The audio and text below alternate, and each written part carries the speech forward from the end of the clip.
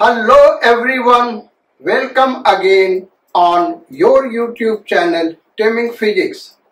Students, last class में हम लोगों ने ग्रेविटेशनल पोटेंशियल एनर्जी का डेरिवेशन करा था और उससे रिलेटेड कुछ एक प्रॉब्लम्स करे थे।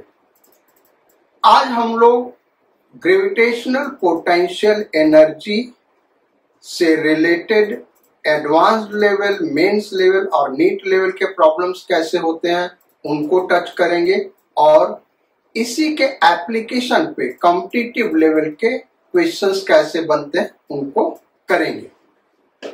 सो फर्स्ट क्वेश्चन करते हैं।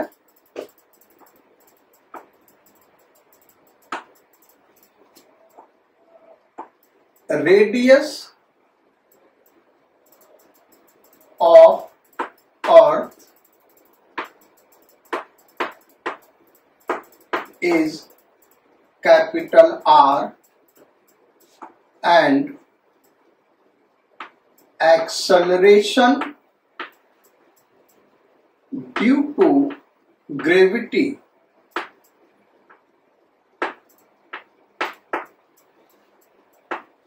near Earth's surface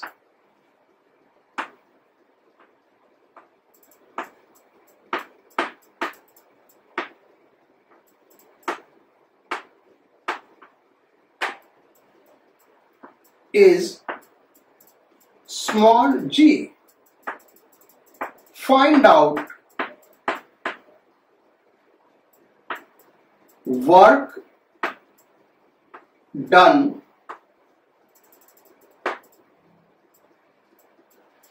by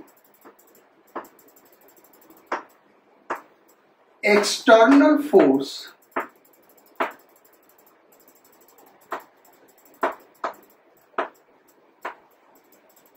in moving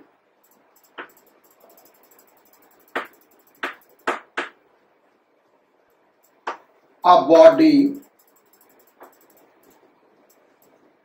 from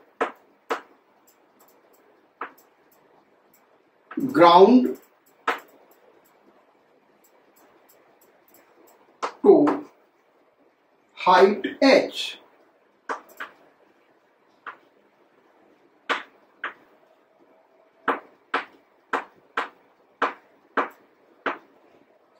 अब देखो यहां पे अगर रेडियस ऑफ अर्थ नहीं दिया होता तो ये बहुत ही आसान क्वेश्चन था, आंसर आपको भी पता है mgh।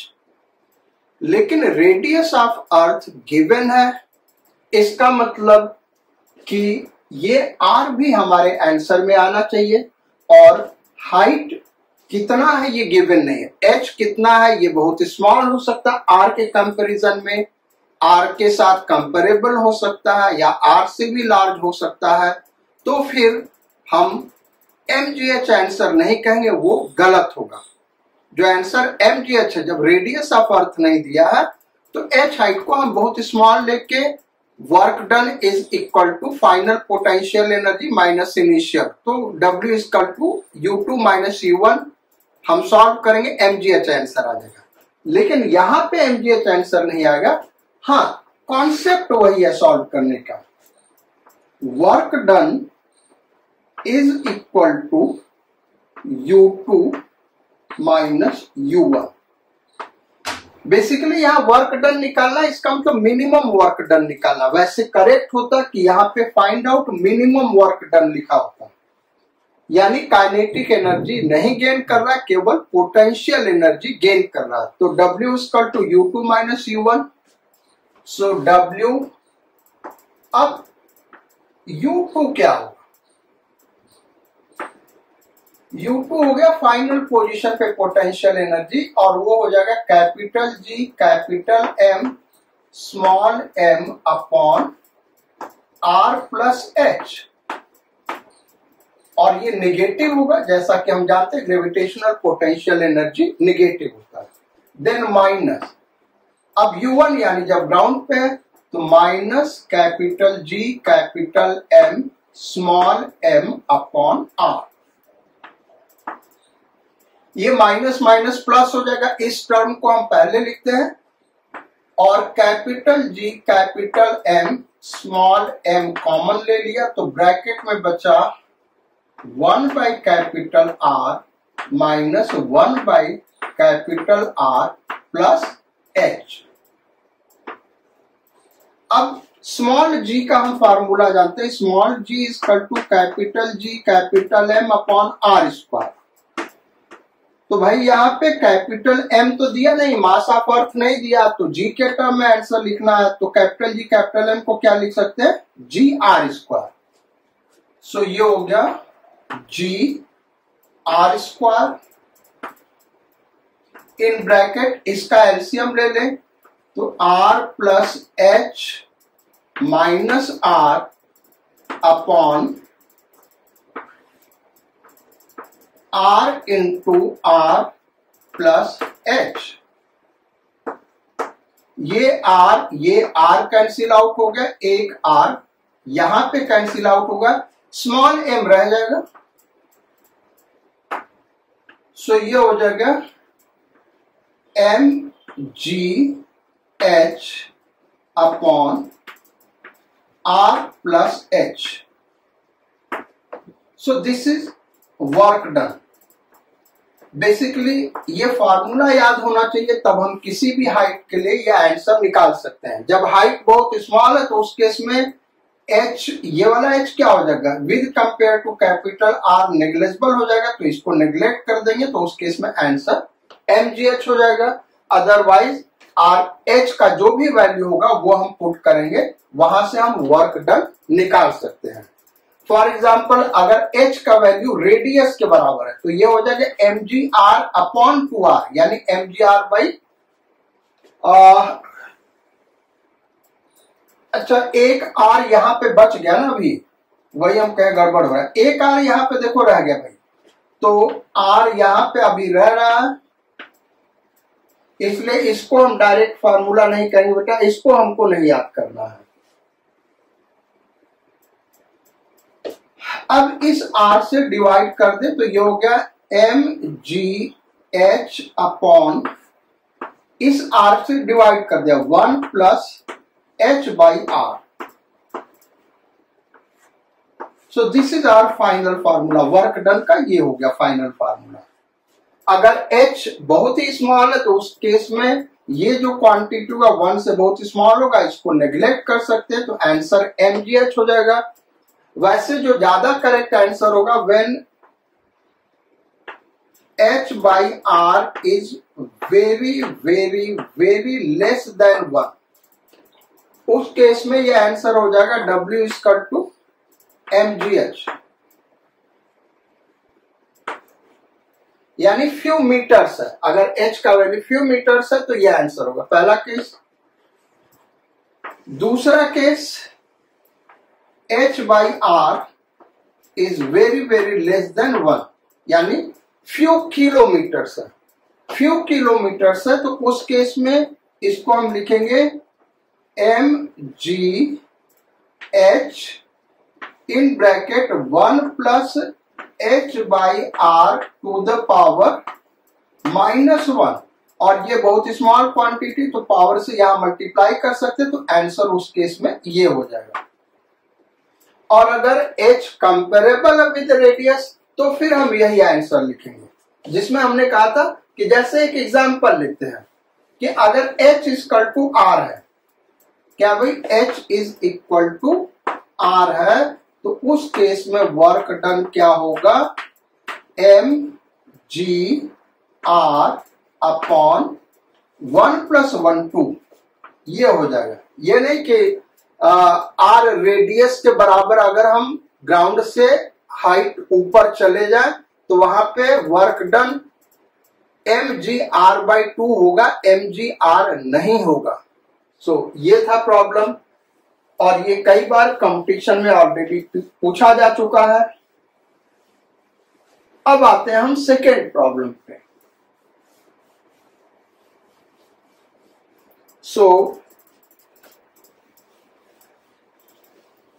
सेकेंड प्रॉब्लम भी बहुत इंटरेस्टिंग है, और ये भी कई बार कंपटीशन में पूछा जा चुका है।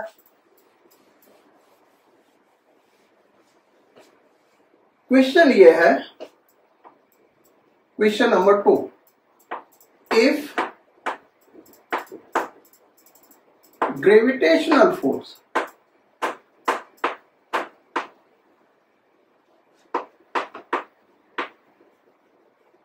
force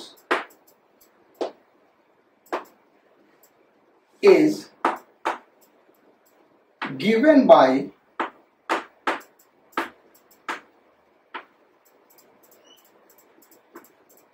F is directly proportional to 1 by R to the power n, यानी F is inversely proportional to R to the power n, then find out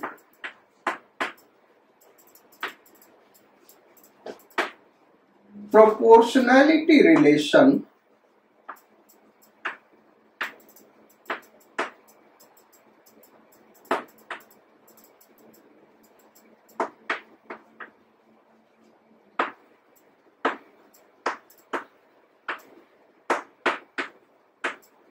for, अब क्वेश्चन तो बहुत सारा बन सकता है लेकिन हम कुछ ले रहे हैं।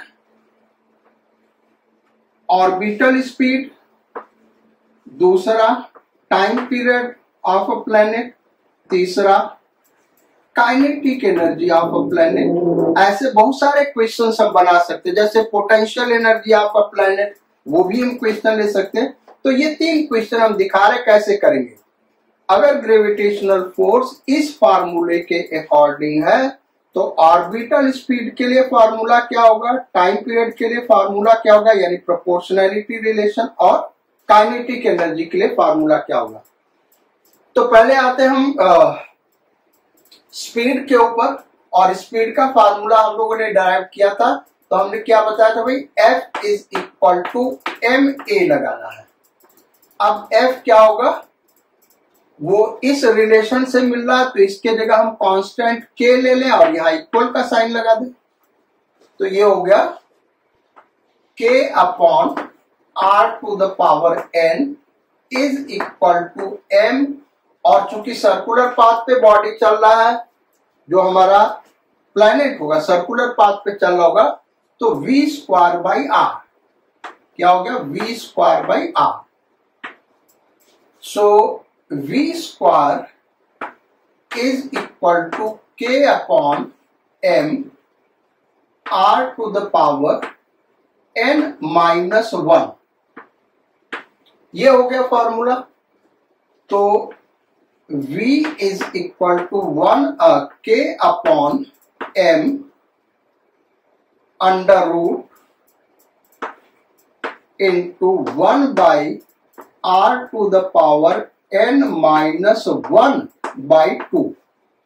So v is directly proportional to 1 upon r to the power n minus 1 by 2. ये हो गया हमारे फर्स्ट क्वेश्चन का आंसर। अब टाइम पीरियड क्या होगा, तो time period t equal to 2 pi r upon v. So t is directly proportional to r upon v, और v का ये फार्मूला आया तो इसको यहां पे पुट कर दें, तो t is directly proportional to r to the power n minus 1 by 2 into r, यानी t is directly proportional to r to the power n plus 1 by 2। ये हो गया हमारे सेकेंड प्रॉब्लम का आंसर। भाई r to the power n minus 1 by 2 plus r to the power 1, तो ये power add हो जाएगा, ये आंसर हो गया। Kinetic energy is equal to half m v square, so k is directly proportional to v square, so k is directly proportional to v square. v का ये formula हमने डिराइव किया, इसका स्क्वायर कर दे तो 1 by r to the power n minus 1। ये हो गया हमारे थर्ड क्वेश्चन का आंसर। सो ये हो जाएगा आंसर। अब आते हैं थर्ड क्वेश्चन पे।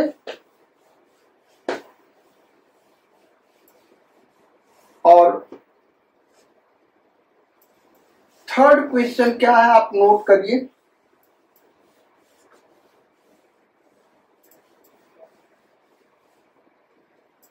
Question number 3,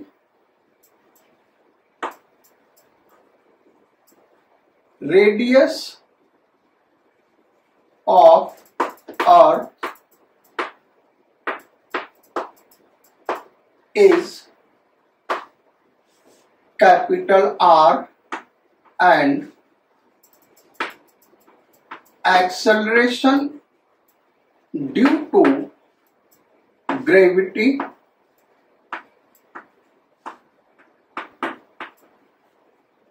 near Earth surface is small g. If a body is thrown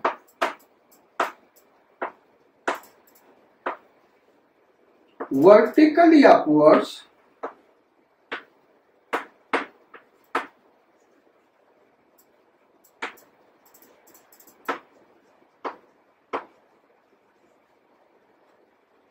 find maximum height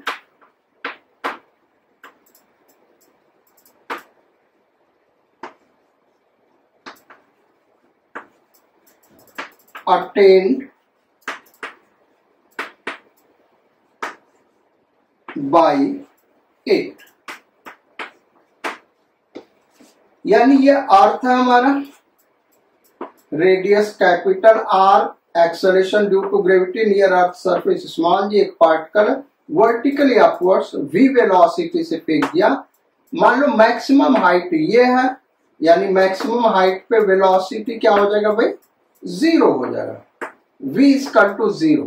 तो ये मैक्सिमम हाइट क्या होगा ये निकालना। अगेन अगर रेडियस नहीं दिया होता तो हम v square equal to u square minus 2gh formula apply कर देते और h आ जाता v स्क्वायर अपॉन 2g, क्योंकि उस केस में हम ये मानते कि v बहुत स्मॉल क्वांटिटी है, यानी हाइट अटेंड बहुत लार्ज नहीं होगा, यानी g कांस्टेंट है। लेकिन चूंकि यहाँ रेडियस अर्थ का रेडियस दे दिया है, अब हमको नहीं पता कि ये v स्मॉल है या लार्ज है। हो सकता है v बहुत लार्ज हो, तो उस केस में g का वैल्यू हाइट के साथ चेंज करेगा, यानी उस केस में v square equal to u square minus 2gh formula apply नहीं कर सकते हैं। तो इसको करेंगे कैसे, यहां पे हम लगाएंगे law of conservation of mechanical energy, क्योंकि जैसे जैसे ये ऊपर जाएगा काइनेटिक एनर्जी डिक्रीज करेगा और ग्रेविटेशनल पोटेंशियल एनर्जी इंक्रीज करेगा, लेकिन दोनों का जो सम होगा वो कांस्टेंट होगा, यानी मैकेनिकल एनर्जी कंजर्व रहेगी, क्योंकि यहां पे कोई एक्सटर्नल फोर्स नहीं लग रहा। तो अब करते इसको, ये हम स्टेट 1 इनिशियल पोजीशन या इनिशियल कंडीशन और ये फाइनल कंडीशन ले लें। तो K2 plus U2 is equal to K1 plus U1। अब K2 यानी यहां पे काइनेटिक एनर्जी 0 होगा, क्योंकि maximum height speed 0, plus U2 gravitational potential energy यहां पे क्या होगा, तो इस पार्टिकल का मास स्मॉल m ले ले, नहीं दिया है, अर्थ का मास कैपिटल M ले ले, वो भी नहीं दिया है। अब इसके टर्म में हम लिखे तो ये होगा minus capital G capital M small m upon R plus H, जहां पे H मैक्सिमम हाइट है, इज इक्वल टू K1 क्या होगा, half m v square, half m v square और U1 क्या होगा, ग्रेविटेशनल पोटेंशियल एनर्जी आपके सरफेस पे क्या होगा, minus capital G capital M small m upon r।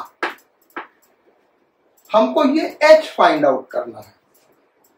तो इस H को फाइंड आउट करने के लिए ये वाले टर्म इधर लेते जाए, ये वाले टर्म इधर, या माइनस साइन से मल्टीप्लाई कर दे। एक तो स्मॉल m कैंसिल आउट हो जाएगा, इसको हम कैंसिल आउट कर दे रहे हैं, तो माइनस साइन से मल्टीप्लाई कर दिया तो ये हो गया capital G capital M upon R plus H is equal to, ये प्लस हो गया capital G capital M upon R minus V square by 2। LCM हम ले लें इधर, तो ये हो गया 2 capital G capital M minus V square R upon R upon 2R। और इधर क्या हो गया भाई, capital G capital M upon R plus H। अब हमको निकालना क्या है, तो H निकालना है, और H निकालना तो इसका रेसिप्रोकल ले ले। इसका रेसिप्रोकल ले ले तो ये हो गया capital R plus H upon capital G capital M is equal to, इसका रेसिप्रोकल ले लेंगे तो 2R upon 2 capital G capital M minus V square R। Cross multiplication कर दे, यानी ये टर्म केवल उधर ले जाते हैं, क्रॉस मल्टीप्लीकेशन नहीं करे, केवल ये वाला टर्म उधर ले जा रहे हैं। तो अब क्या हो गया भाई, R plus H is equal to 2 capital G capital M R upon 2 capital G capital M minus V square R। अब इस R को उधर लेते जाए क्योंकि H निकालना, तो H is equal to 2 capital G capital M R upon 2 capital G capital M minus V square R minus R। LCM ले ले, तो एलसीएम हो गया 2 capital G capital M minus V square R। अच्छा, इसका यहां पे मल्टीप्लीकेशन होगा तो 2 capital G capital M R minus 2 capital G capital M R minus V square R square. ये माइनस माइनस प्लस हो जाएगा, ये और ये कैंसिल आउट हो गए, तो ये आ गया V square R square upon 2 capital G capital M को लिख सकते हैं G स्मॉल g, क्योंकि हमको स्मॉल g दिया, R square minus V square R। तो एक R कैंसिल आउट हो गया, सो H इज इक्वल टू, इस V स्क्वायर से डिवाइड कर दे तो बचा R upon 2G by V square minus 1। 2G by V square minus 1, कुछ गड़बड़ तो नहीं हो गया भाई? हाँ ठीक है, यहां पे एक R बच रहा होगा क्योंकि जो कैपिटल G कैपिटल M है वो G R स्क्वायर होगा, ये क्या होगा G R स्क्वायर, तो यहां से एक R बच जाएगा, पावर 2 एक R कट जाएगा, एक R बच जाएगा, तो यहां पे आ गया 2GR। So this is the height. अब अगर हमको यह फार्मूला याद है तो हम किसी भी स्पीड के लिए हाइट निकाल सकते हैं। हाँ, यही v अगर बहुत ही स्मॉल होता है, if v is small so that h is very less than r, तो उस केस में क्या होगा, g कांस्टेंट होगा। उस केस में g कांस्टेंट होगा, और g कांस्टेंट होगा तो हमारा आंसर क्या आ जाएगा, v square by r। So भाई v square equal to u square minus 2gh, formula लगाएंगे, v को 0 रखेंगे, u को v लिख के निकालोगे, आंसर वही आएगा। लेकिन अगर h बहुत ही स्मॉल क्वांटिटी है, g कांस्टेंट है, तो इसका मतलब v स्मॉल है और v स्मॉल है यहाँ पे, तो ये जो क्वांटिटी होगा लार्ज होगा। अगर v स्मॉल है, इफ v इज स्मॉल, तो ये क्वांटिटी क्या होगा, बहुत ही लार्ज होगा, यानी इस 1 को नेग्लेक्ट कर सकते हैं। तो उस केस में h is equal to r upon ये v स्क्वायर चला गया ऊपर अपॉन 2gr, r से r कट गया, v स्क्वायर अपॉन 2g। जो आपने मोशन इन स्ट्रेट लाइन या मोशन अंडर ग्रेविटी में पढ़ा होगा यही फार्मूला, तो वो फार्मूला आ जाएगा जब h स्मॉल है या v बहुत स्मॉल क्वांटिटी है। अब हम लोग लास्ट क्वेश्चन करेंगे आज का, क्वेश्चन नंबर 4, और उसको 2 डिफरेंट मेथड से हम सॉल्व करेंगे। एक जो यूजुअली स्टूडेंट सोचता है और स्कूल में टीचर्स वैसे ही बताते हैं, वो बहुत ही लेंदी मेथड है। दूसरा उसका ट्रिक हम बताएंगे, जो आपको हमने रिड्यूस्ड मास पढ़ाया था उसी का एप्लीकेशन करके बहुत ही शॉर्ट में इसको हम सॉल्व करेंगे।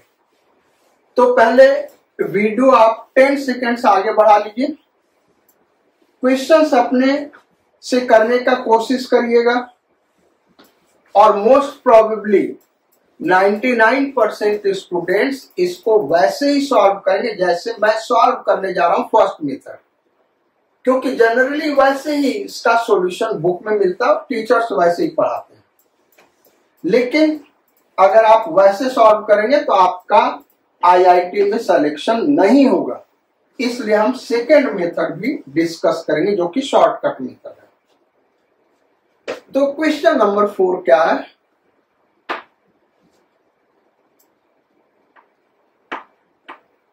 To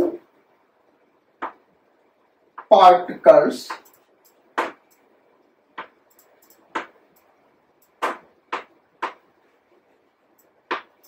of masses small m and capital M are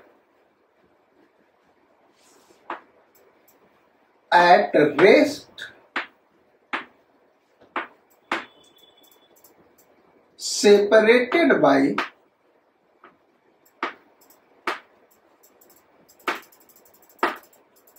large distance.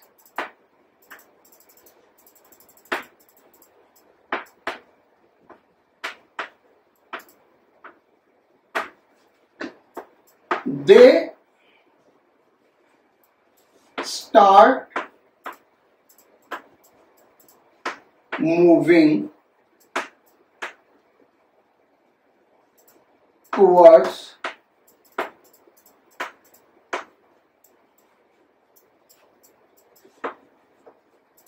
each other under the influence of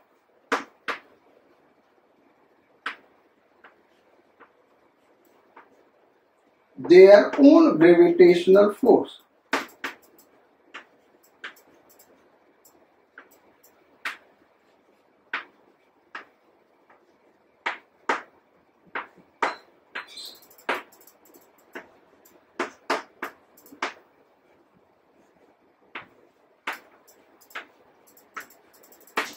find out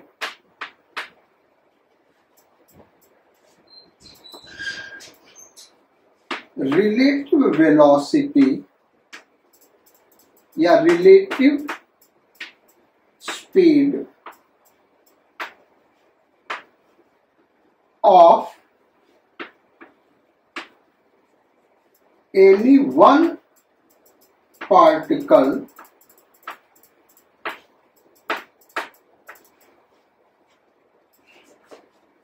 with respect to other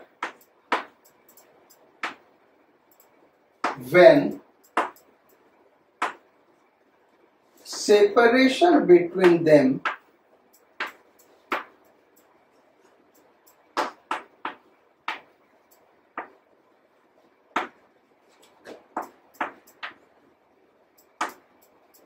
is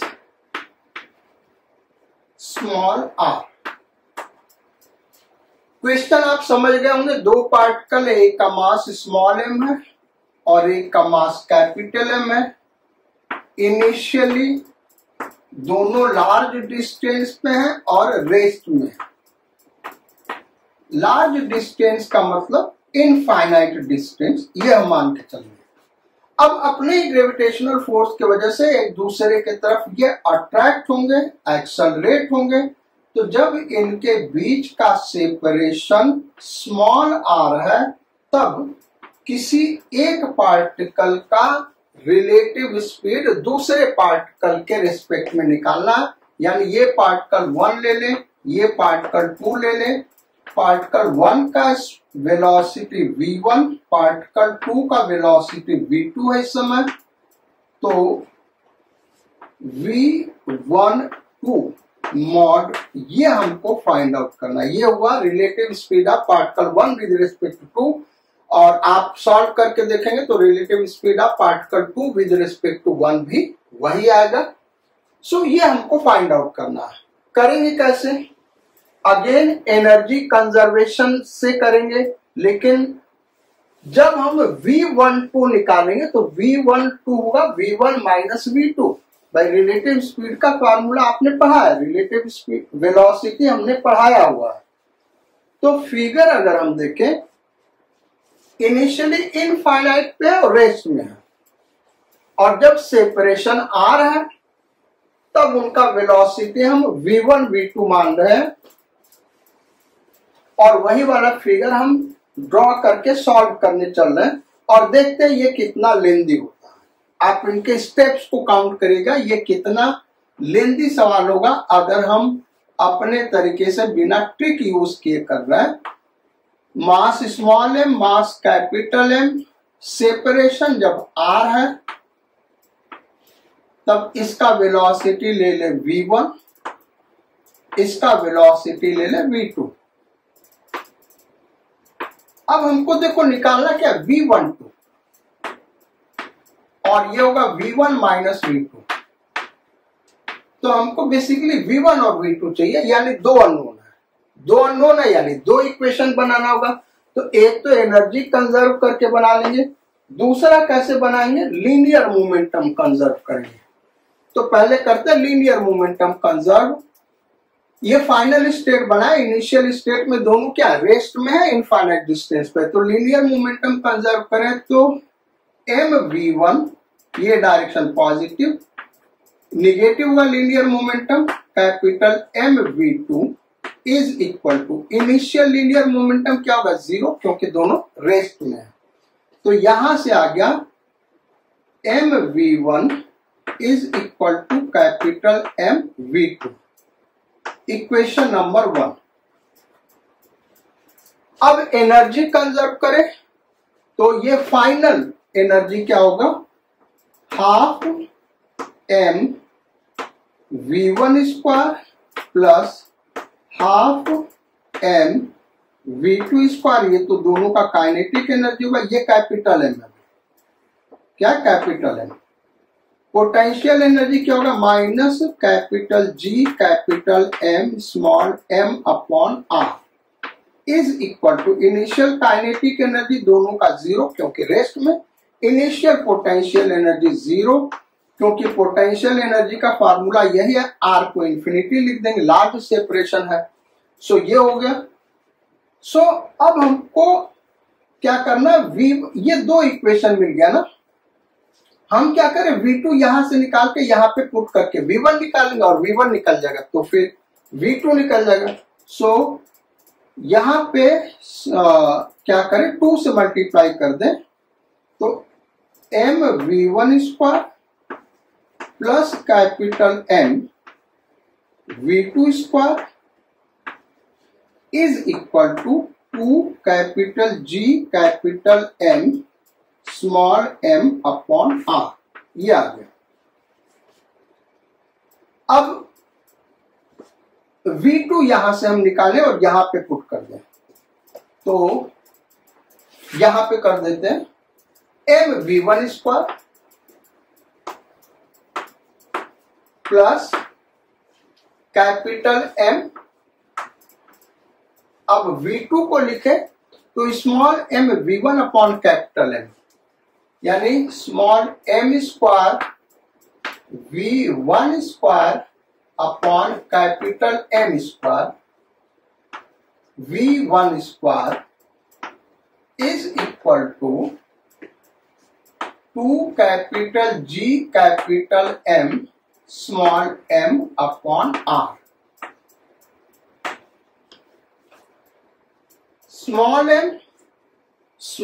m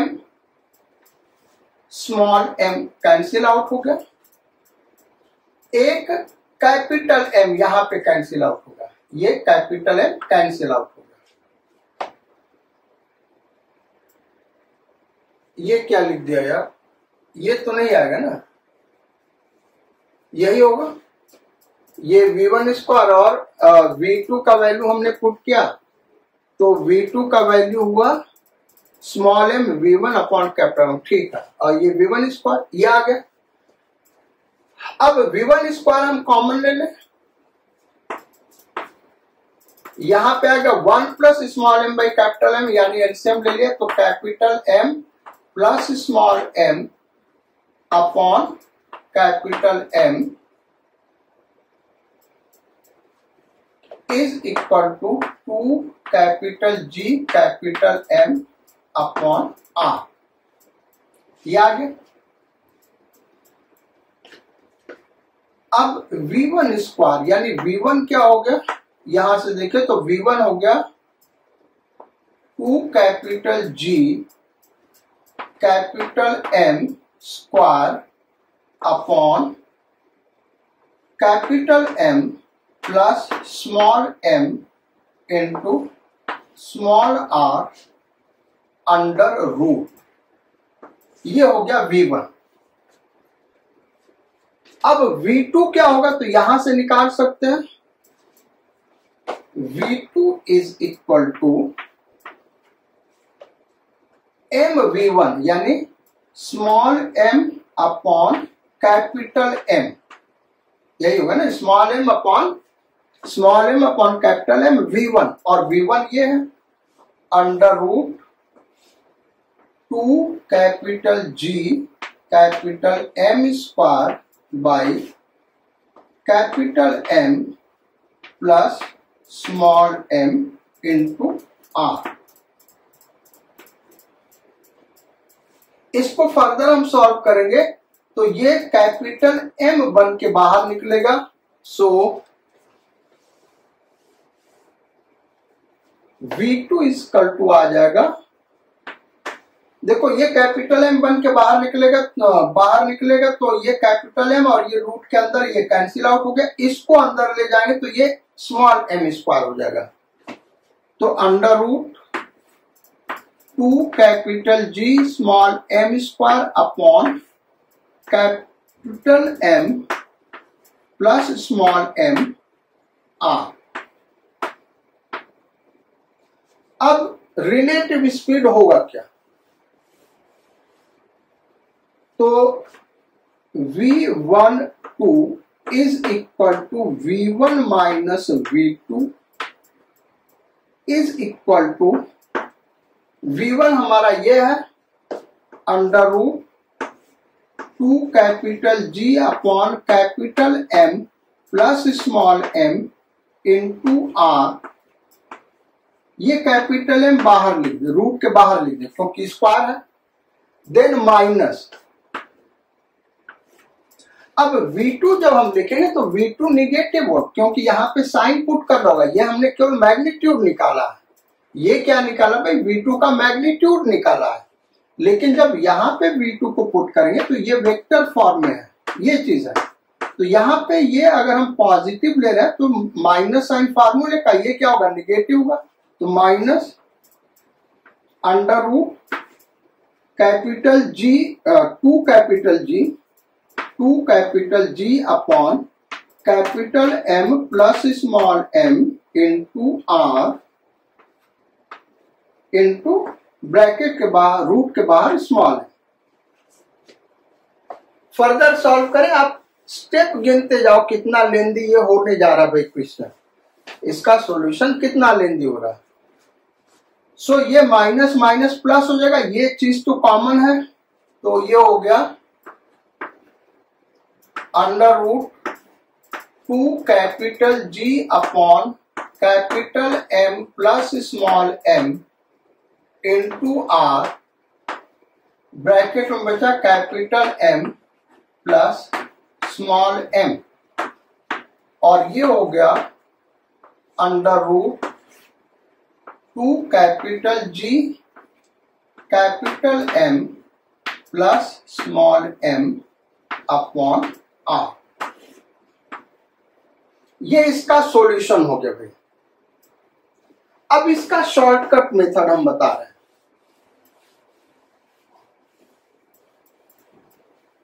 केवल 2 स्टेप का सॉल्यूशन है, लेकिन ये तभी आप समझ पाएंगे जब रिड्यूस्ड मास समझेंगे।